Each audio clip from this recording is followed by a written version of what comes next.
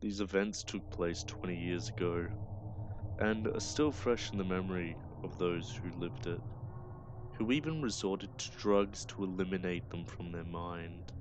The names have been changed in the story for obvious reason. The story we are about to tell you happened in America, in San Francisco.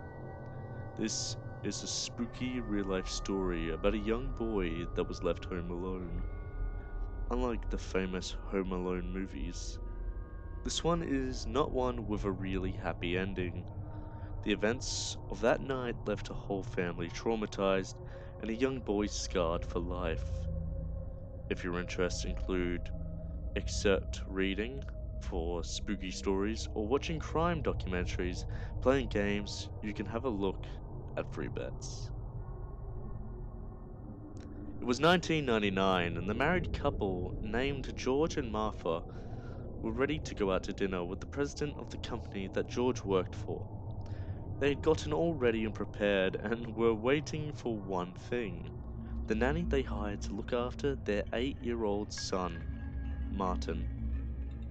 The time was passing and the nanny was really late for her shift.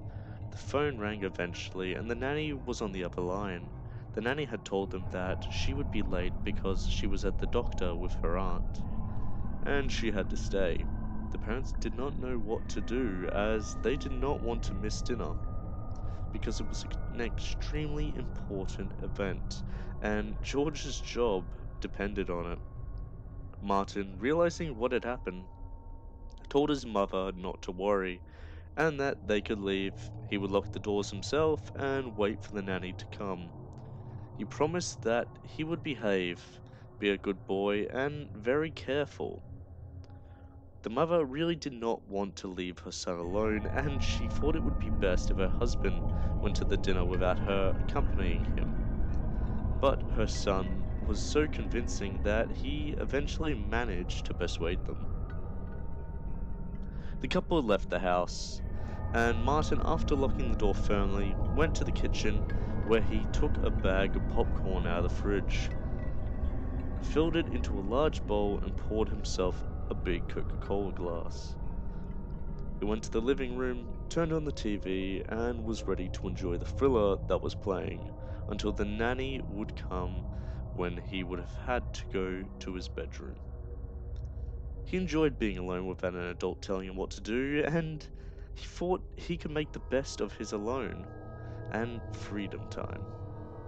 He managed to watch a whole movie his parents would not have allowed him to watch. If they were there, the time passed again, when suddenly a loud noise was heard. It was just a storm that had suddenly broke out and it started raining furiously seemingly in a second. Martin continued watching TV until it got worse. The storm was so strong that the lights of the house and the neighborhood went off. The TV was off and Martin was now waiting for the nanny to come as soon as possible. When in a darkness, a voice could be heard saying, "Hi, do you want us to play? Do you want us to play hide and seek?" Martin was startled.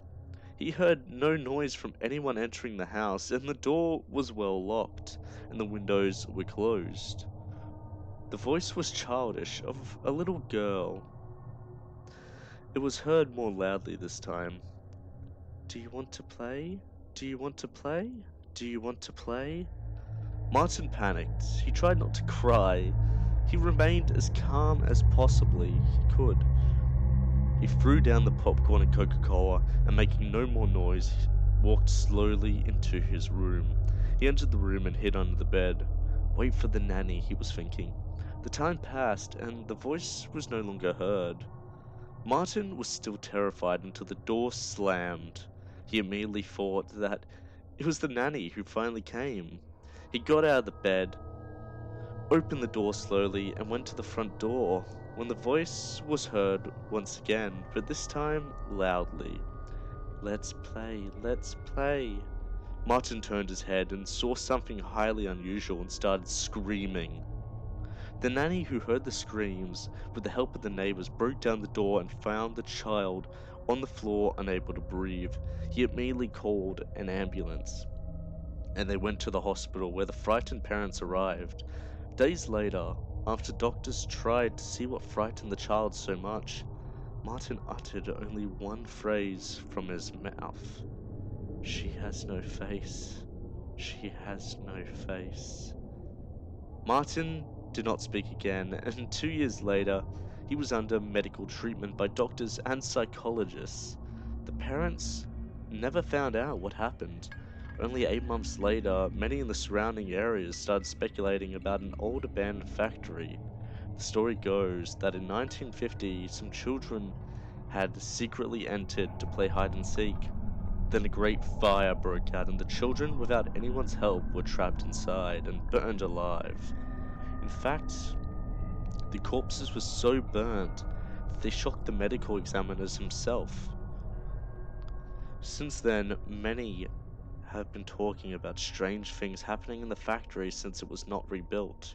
Two children who went there overnight heard laughter and voices, heard them from the inside, and of course ran away as fast as they could.